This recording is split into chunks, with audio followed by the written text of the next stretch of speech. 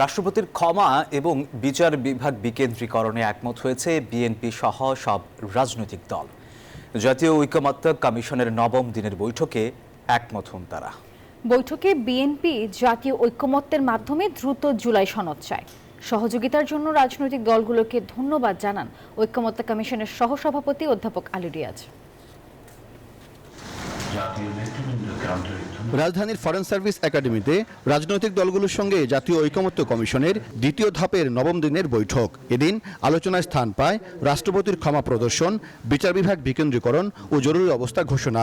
আলোচনায় অংশ নেয় বিএনপি, জামায়াত, এনসিপি সহ 30টি রাজনৈতিক দল।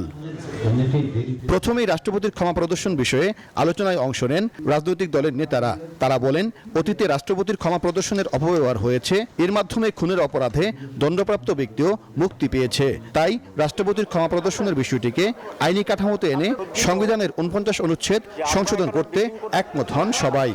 যে রাষ্ট্রপতি বা কমিটি ওই সকল বিষয়ে যেটা রাষ্ট্রের সাথে রিলেটেড বা কমন অপরাধ আছে সেগুলো সুপারিশ করতে পারবে, কিন্তু ব্যক্তিগতভাবে কোনো অপরাধের এগেইনস্টে যদি কোনো শাস্তি হয়, যেমন কারো পিতাকে কেউ হত্যা করল, এই হত্যাকাণ্ডের বিচার হয়েছে তার ফাঁসি, এই ফাঁসিটা ইচ্ছা করলে কমিটি এবং রাষ্ট্রপতি এককভাবে ক্ষমা করতে পারবে না। সেখানে আমরা বলেছি যারা ক্ষতিগ্রস্ত পরিবার তাদের এখানে কনসেন্ট লাগবে।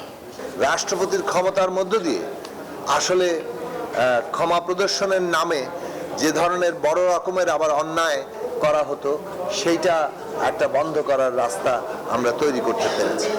বিচার বিভাগ বিকেন্দ্রীকরণ করতে সংবিধানের 100তম অনুচ্ছেদ সংশোধন করতে সম্মত হয় রাজনৈতিক দলগুলো। আমাদের যদি পার্মানেন্ট বেঞ্চ করতে হয় হাইকোর্ট ডিভিশনের সংবিধানে পরিবর্তন এনে, সেই ক্ষেত্রে আমাদেরকে সুপ্রিম কোর্টের একটা আলোচনা সাপেক্ষে করা উচিত।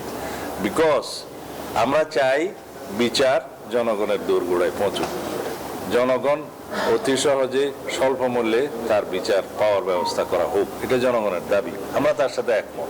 94 অনুচ্ছেদকে সংশোধন না করলে 100 পরিবর্তন করলেও আমরা এটার বেনিফিট জনগণ পাবে না, বিকেন্দ্রীকরণটা হবে না। আইনজীবীরা রিট করে এই সব প্রভিশনটা বাতিল করে দেবে। তাই সুপ্রিম কোর্টের সংজ্ঞা পরিবর্তন করতে হবে।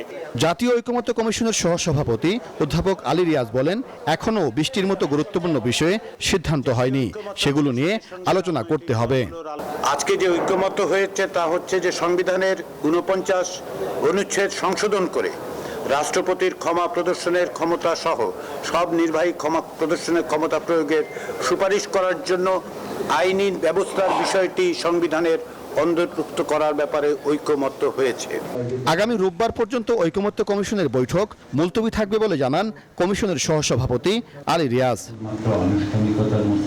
সাইফুল ইসলাম, নিউজ 24, ঢাকা।